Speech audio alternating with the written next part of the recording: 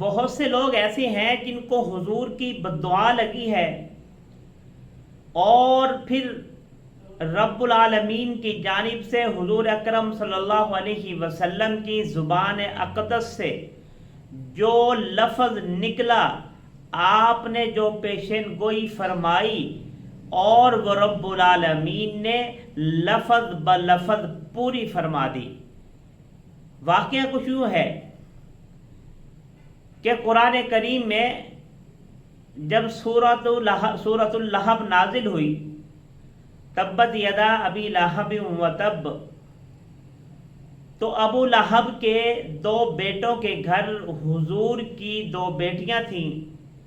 حضرت رقیہ اور حضرت ام کلثوم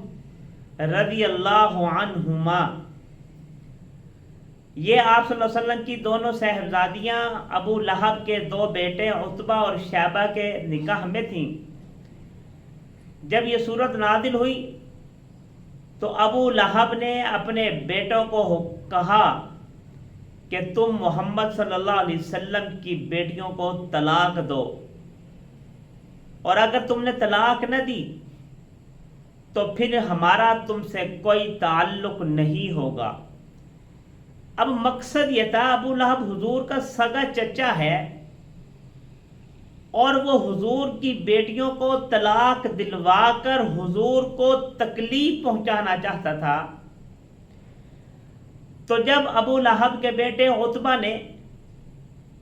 اپنے باپ کی باتوں میں آ کر حضور اکرم صلی اللہ علیہ وسلم کے سامنے آ کر آپ صلی اللہ علیہ وسلم کی چہیتی بیٹی، لاڈلی بیٹی ام کلثوم رضی اللہ عنہا کو طلاق دی اور ساتھ میں آپ صلی اللہ علیہ وسلم کی بے ادبی کی، آپ کی گستاخی کی، آپ کو تکلیف دینے والی، اذیت دینے والی اس نے باتیں کی، تو پھر آپ صلی اللہ علیہ وسلم نے اس کے لیے ایک بددعا فرمائی اور رب العالمین سے فرمایا کہ اے اللہ اپنے کتوں میں سے ایک کتا اس پر مسلط کر دے، کہ پروردگار اس شخص پر یعنی عتبہ پر اپنے کتوں میں سے ایک کتا مسلط کر دے۔ اب آپ صلی اللہ علیہ وسلم نے اس کے لیے یہ بددعا فرمائی۔ اب آگے واقعہ کچھ یوں ہوگا کہ ابو لہب شام کے سفر میں تھا اور اس کا بیٹا عتبہ بھی ساتھ تھا۔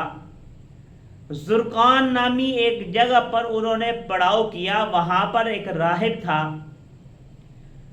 اور اس راہب کے پاس، راہب کے قریب انہوں نے پڑاؤ کیا قافلے نے۔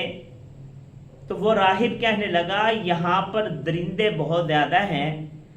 اپنی حفاظت کا سامان تم نے خود کرنا ہے۔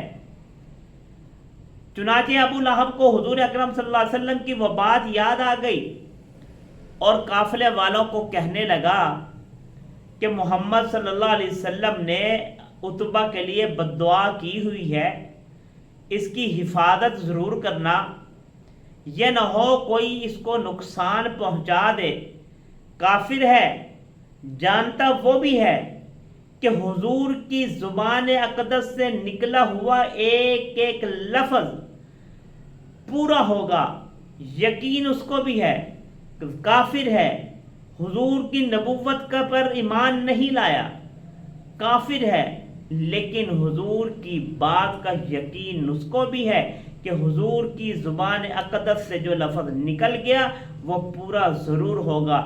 ڈر اس کو بھی ہے، خوف اس کے دل میں بھی ہے، محسوس وہ بھی کر رہا ہے کہ محمد صلی اللہ علیہ وسلم نے جو بات کہہ دی ہے وہ پوری ضرور ہوگی۔ قافلے والوں کو کہنے لگا کہ تم ایسے کرو کہ سارا سامان جو قافلے کا ہے وہ جوڑ دو اور اس سامان کے سب سے اوپر عتبہ کو تم سلا دو اور ارد گرد تم سب خود لیٹ جاؤ اس کی حفاظت کے لیے، تاکہ کوئی درندہ جنگل کا اس پر حملہ نہ کر سکے، تاکہ اس کو کسی قسم کا کوئی نقصان نہ پہنچ سکے۔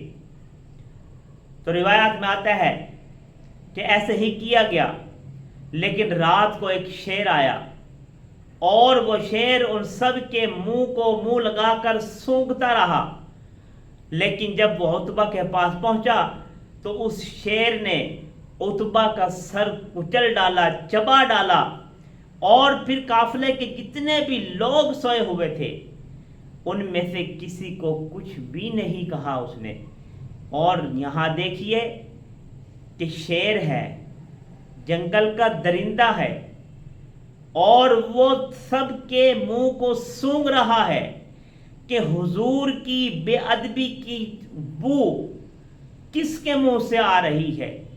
کون ہے حضور کا گستاخ؟ کون ہے وہ شخص جس نے میرے حضور کی گستاخی کی؟ کون ہے وہ شخص جس نے میرے نبی کو تکلیف دی؟ جنگل کا درندہ بھی یہ سمجھتا ہے، بو سونگھ کر وہ یہ پہچان لیتا ہے کہ حضور کو تکلیف دینے والا،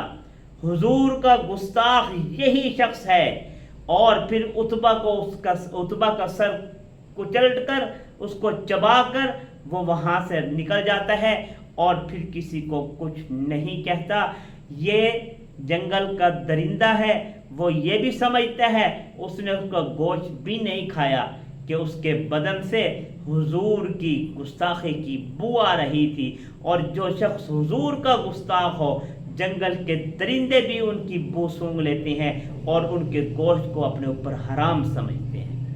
یہ واقعہ ہے کہ حضور کی زبان سے نکلا ہوا ایک لفظ، ایک بد دعا اللہ تعالیٰ نے اس طرح پوری فرما دی، اور حضور کی پیشن گوئی کے مطابق عتبہ پر اللہ نے اپنے کتوں میں سے ایک کتا مسلط کر کے اس کا کام تمام کر دیا۔